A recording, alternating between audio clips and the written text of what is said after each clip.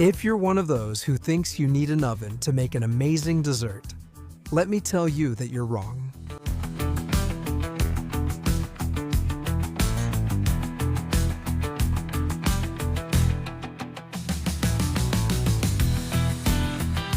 Welcome!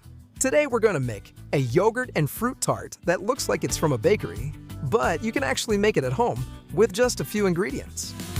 And the best part is no oven, no complications.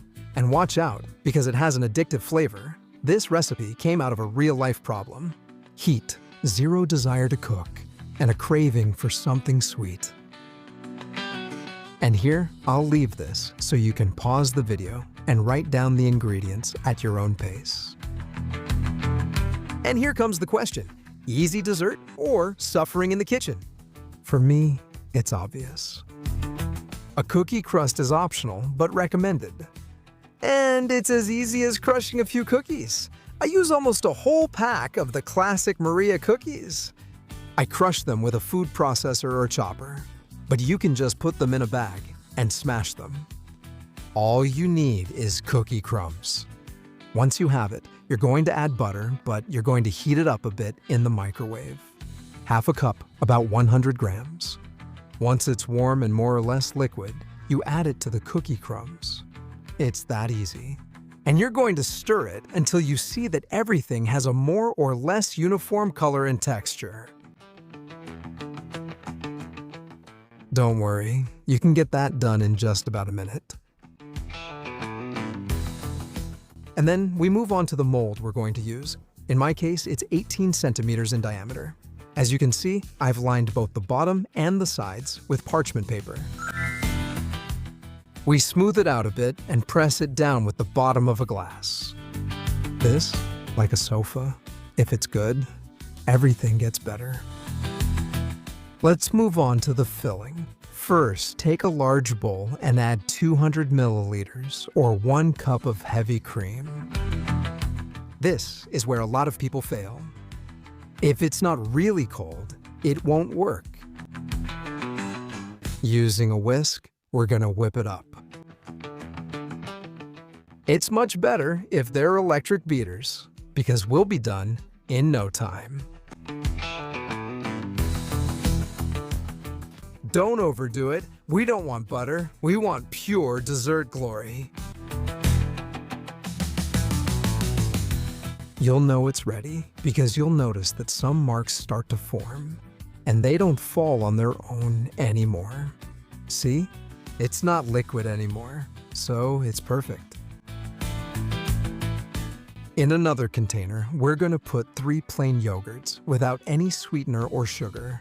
Greek yogurts would work too. And with the trick of letting a bit of air into the container from the top, making a cut and lifting it, look how clean they come out. They fall out whole. We're also going to add honey. 3 tablespoons will be enough to give it that sweet touch and that special texture. Once you have both ingredients, I think you can already guess what you're going to have to do.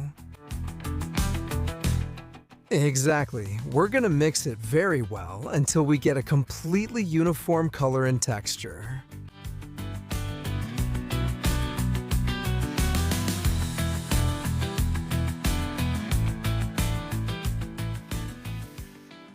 Can you tell? It already smells like summer. Now, prepare some fruit. I'm going to use some strawberries, although some of you call them by another name. Yes. The point is to chop them into cubes that aren't too big. Another thing I recommend is to have a little bit of variety. So, besides strawberries, I'm going to add some blueberries, which I also had here on hand. And hey, they'll add their own flavor. If you also cut them in half, they release their juices and everything tastes even better. You could add more fruits. Here, let your imagination run wild. You can add 2, 3, 4, however many you want. Absolutely. You can also use whatever you have at home. Strawberry, blueberries, mango peach, whatever you want. In fact, Let me know in the comments which fruit you would use. Now let's move on to assembling it. Look how simple it is. We mix the whipped cream from earlier with this yogurt and honey cream. Just a few folds from top to bottom, like this, with gentle folding movements. That's it. That's enough. Do it gently so it stays just as fluffy. Then you add whatever fruit you want. In my case, as you can see, those strawberries and blueberries. We stir it gently again, and you'll see how little colorful streaks from the fruit start to appear. This is already looking dangerously good. Now it's your turn to fill the mold with the cookie crust, or without it if you didn't add one. Look how it pours! It's a sight to see!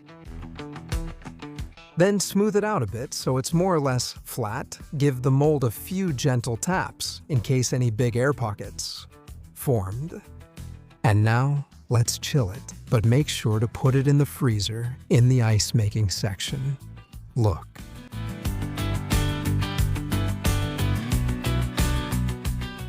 At least 6 hours, but you can prepare it the day before or even several days in advance. Another advantage of this dessert. Yes, I know, waiting is hard, but it's worth it.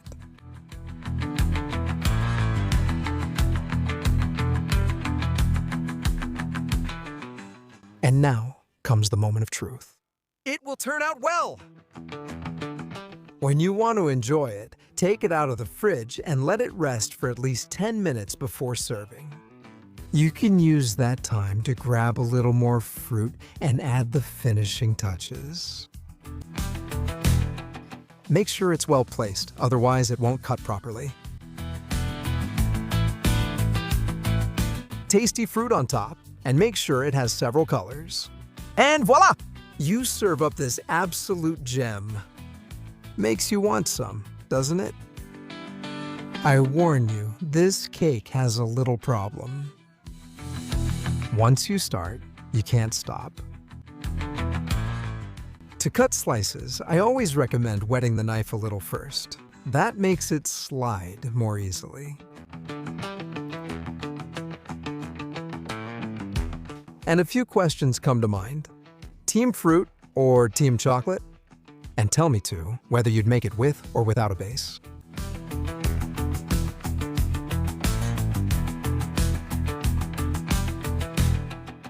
It's been proven that you don't need an oven to make an amazing dessert. I'm sure more than one person would love to have this fork. What an amazing dessert. And if you liked it, give it a like, subscribe, and you'll keep seeing delicious recipes here.